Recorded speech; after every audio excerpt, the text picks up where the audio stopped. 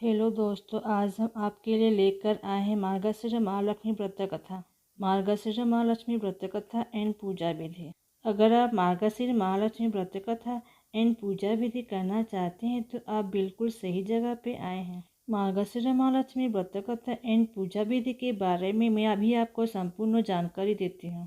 पहले जानते हैं मार्गशीर्ष महालक्ष्मी के व्रत कथा के बारे में। श्री महालक्ष्मी की व्रत कथा आइए भक्तजनों ध्यान से सुने। श्री महालक्ष्मी की व्रत कथा गुरुवार की व्रत कथा है। इसे श्रवण और पठन करने से दुख दरिद्रता दूर हो जाता है।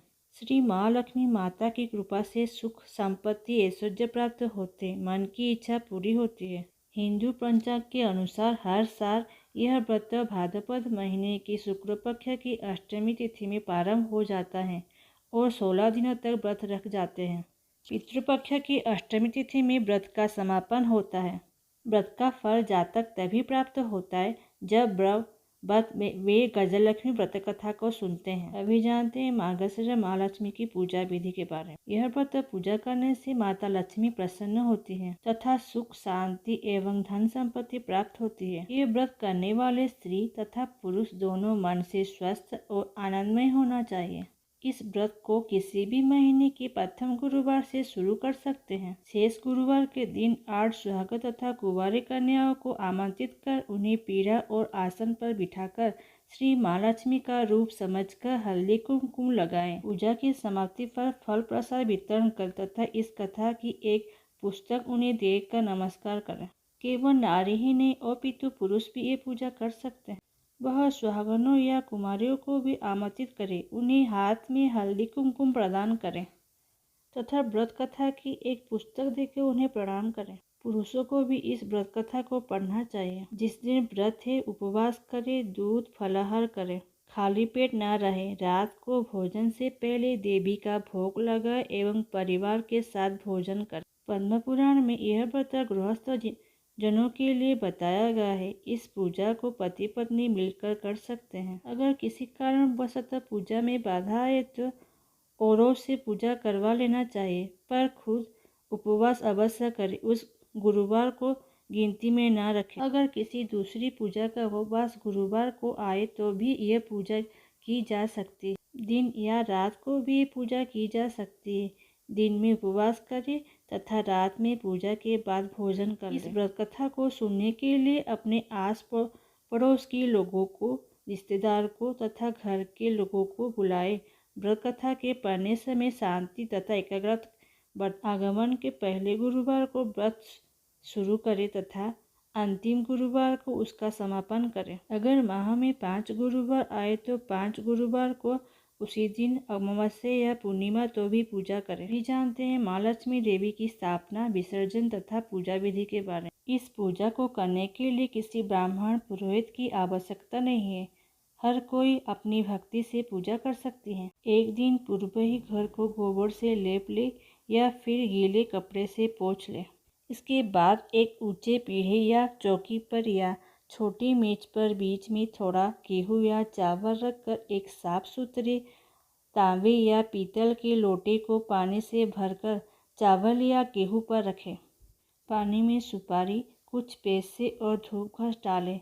ऊपर से लोटे में चारों तरफ 5 तरह के पेड़ के 5 या 7 पत्तों डालकर बीचों बीच एक नारियल रखें। उस नारियल पर बाजार में उपलब्ध देवी के मेगेज या चेहरे को बांध या चिपका दे और लोटे पर हल्दी कुमकुम लगाए और साथ ही उस लोटे के गले में लोटे के हिसाब से लहंगा बांध दे और नारियल के ऊपर एक छोटा चुनरी भी चढ़ा दे।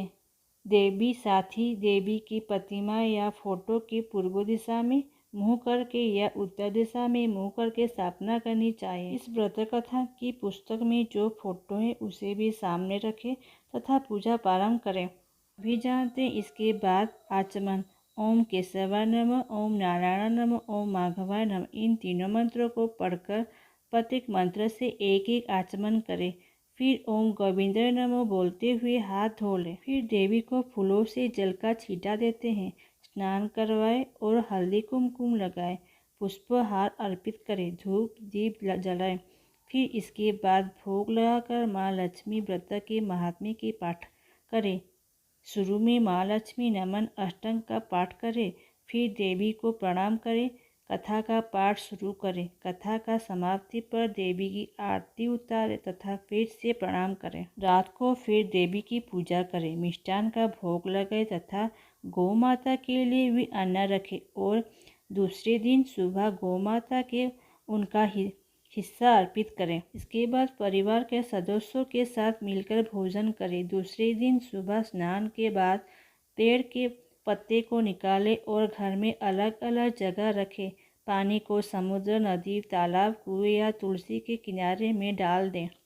जिस जगह पूजा की है वहाँ हल्दी कुमकुम छिड़ककर 3 बार प्रणाम करें। इसी प्रकार महीने के हर गुरुवार को करें। मार्गशीर मास को 4 गुरुवार हो तो 4 और 5 गुरुवार हो तो 5 गुरुवार इस प्रकार करें। पुराणों में कहा गया है कि जो कोई भक्त हर वर्ष श्री माँ लक्ष्मी जी का यह व्रत करेगा उसको सुख संपत्ति और धन लाभदायक होगा। कुछ लोग इसे केसरी व्रत भी कहते हैं, परंतु इस व्रत में किसी खास रंग के परिधान की कोई जरूरत नहीं है।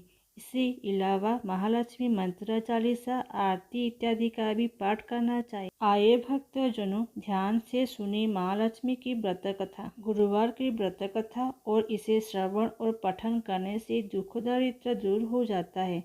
श्री महालक्ष्मी माता की कृपा से सुख संपत्ति ऐश्वर्य प्राप्त होते हैं, मन की इच्छा पूरी होती है। श्री महालक्ष्मी माता के अनेक रूप या नाम हैं। भूतल में भी छाया, शक्ति, तृष्णा, शांति, जाति, लज्जा, श्रद्धा, क्रांति, बुद्धि, समृद्धि, दया, तुष्णि, माता, अधिष्ठात्री एवं लक्ष्मी के रूप में स्थिति है। उन्हें प्रणाम करते हैं।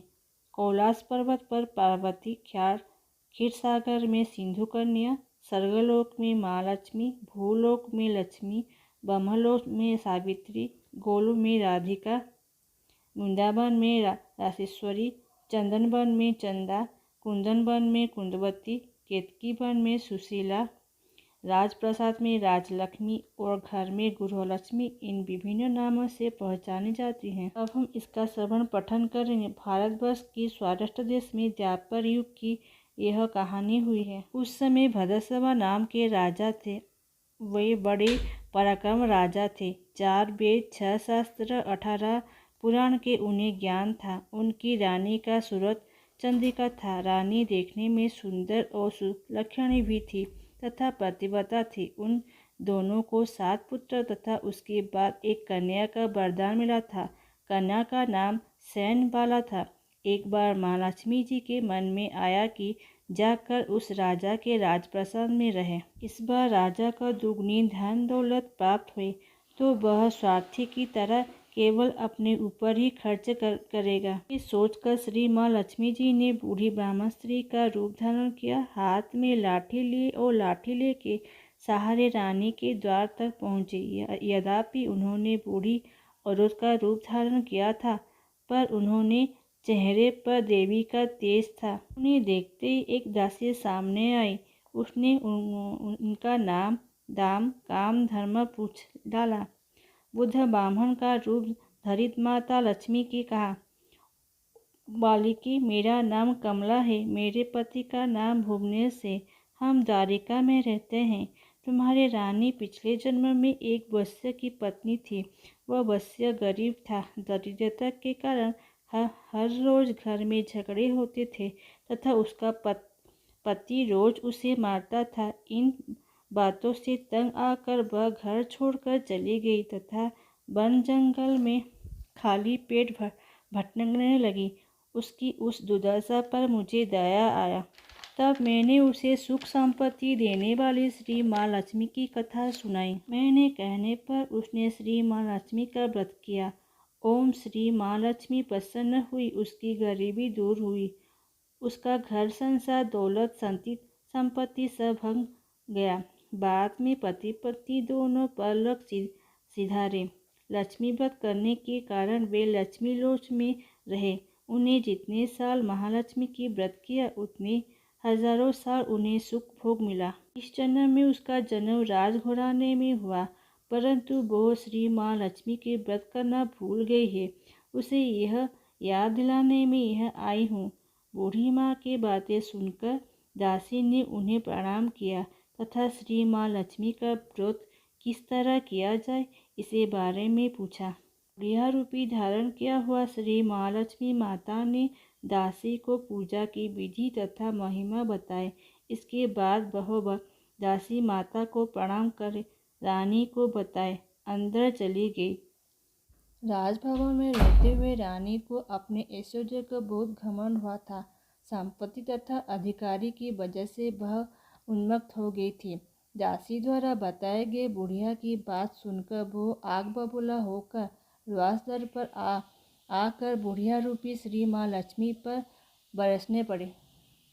उसे यह मालूम नहीं था कि श्री माँ लक्ष्मी माता बुढ़िया के रूप में धारण किए द्वार पर आए हैं। परंतु रानी का कदर रूप बर्ताव देखकर, अपना अनादर देखकर माता ने वह ठहरना ठीक नहीं समझा और वहाँ से चली पड़ी। राहों में उन्हें राजकुमारी श्यामबाली मिले। उन्होंने श्यामबाली को सारी बात बताई। श्यामबाली ने अपनी ओर से श्री माँ लक्ष्मी माता से क्षमा मांगी। माता को उस पर दया आए। उनके श्यामबाली को श्री माँ लक्ष्मी व्रत के बारे में बताए और उस दिन आगमन माह के पहला गुरुवार था। श्यामबाली ने परम श्रद्धा से श्री माँ लक्ष्मी का व्रत रखा। फलस्वरूप राजा सिद्धेश्वर का सुपुत्र मालधार से उसका विवाह हुआ। वह धन दौलत ऐश्वर्य वैभव से मालामाल हो गया। पति के साथ ससुराल में आनंद से दिन बिताने लगी। इधर श्री माँ लक्ष्मी का रानी पर प्रकोप हुआ। फलस्वरूप राजा भद्रसभा को राज्य एवं राजकारोबार नष्ट हो गया। यहाँ तक कि खाने के लाले पड़ गए। ऐसे हालत में एक दिन रानी ने राजा से निवेदन किया, हमारा दामाद इतना बड़ा राजा है, धनवान है, ऐश्वर्यशाली है, क्यों न उसके पास जाए। आपका हाल उसे बताए, वह जरूर हमारे मदद करेंगे। इस बात पर राजा भद्रसभा दामाद के पास रवाना हुए और राज्य में पहुंचकर एक तालाब के किनारे थोड़ी देर विश्राम लेने के लिए ठहरे। तालाब से पानी लेने के आने जाते दासियों ने उन्हें देखा। उन्होंने विनम्रता से उनकी पूछताछ की। जब उन्होंने यह मालूम हुआ कि वे रानी श्यामबाली के पिता हैं, तो दौड़ते हुए जाकर उन्होंने रानी के सारी बात बताई। रानी ने दासी के हाथ राज परिधान भेजकर बड़े ठाठ से उनका स्वागत किया, खान पान करवाए। जब वे लौटने लगे तो सोने की मोहरों से भरी घड़ा दी। राज भद्रशाली जब वापस लौटे तो उन्हें देखकर रानी सूरजचंद्रिका खुश हुई। उन्होंने सोने की मोहर से भरे घड़े का मुंह खोला, पर हे भगवान, घड़े में धन के बदले कोयले मिला। यह सब श्री माँ लक्ष्मी की प्रकोप हुआ है।